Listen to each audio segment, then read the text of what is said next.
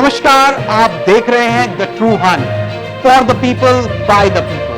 जैसा कि कहा जाता है कि एक डेमोक्रेसी में एक इलेक्शन का बहुत बड़ा महत्व होता है जो लोकतंत्र की बुनियाद को कायम रखने में बहुत ही कारगर साबित होता है। ऐसे में अगर हिंदुस्तान के संदर्भ में बात की जाए जिसमें इलेक्शन कमीशन को बनाया गया है फेयर मींस से इलेक्शन कराने के चलते, चाहे वो लोकल बॉडी हो, चाहे वो स्टेट के स्तर पे इलेक्शंस हो और साथ ही चाहे वो लोकसभा के इलेक्शंस हो, इन सब में इलेक्शन कमीशन का महत्वपूर्ण रोल रहता है। अब जैसा कि आप जानते हैं कि भारत के अन्य राज्यों में चुनाव कराए जा रहे हैं जिसकी सारी व्यवस्था इलेक्शन कमीशन द्वारा की जाती है। ऐसे में हाल ही में इलेक्शन कमीशन क्यों चर्चा में आ गई? जी हां, माननीय सुप्रीम कोर्ट में एक हेयरिंग के दौरान जहां पर सुप्रीम कोर्ट ने silence of the constitution on the procedure and qualification for appointment of the chief election commissioner and election commissioners was exploited by the successive governments. इस स्टेटमेंट पर खबरों के हवाले से यह बताया जा रहा है कि माननीय सुप्रीम कोर्ट ने सरकार पर सवाल उठाए, जिसके चलते बुधवार को इसके काउंटर में सेंटर ने इस स्टेटमेंट को डिफेंड करते हुए माननीय सुप्रीम कोर्ट के आगे यह प्ली रखी, it's right to appoint the CEC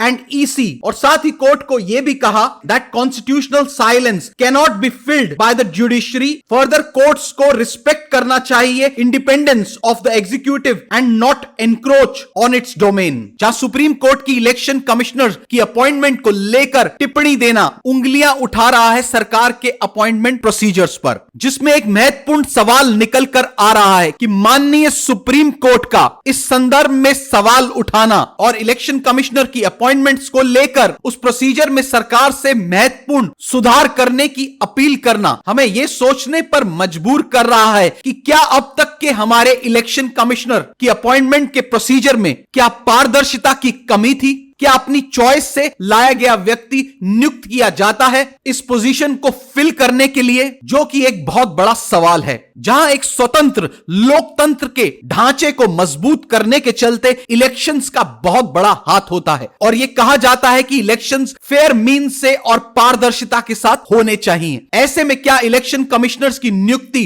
के प्रोसीजर में और पारदर्शिता लाने की आवश्यकता है ताकि हिंदुस्तान की डेमोक्रेसी के ढांचे को और मजबूती से बरकरार रखा जा सके? आपकी क्या है इस पर राय? हमें हमारे कमेंट बॉक्स में कमेंट करके जरूर बताएं। ये थे द इलेक्शन कमीशन को लेकर द ट्रू हंट चैनल की तरफ से कुछ हाइलाइट्स, और ऐसी खबरें देखने के लिए जुड़े रहिए द ट्रू हंट से।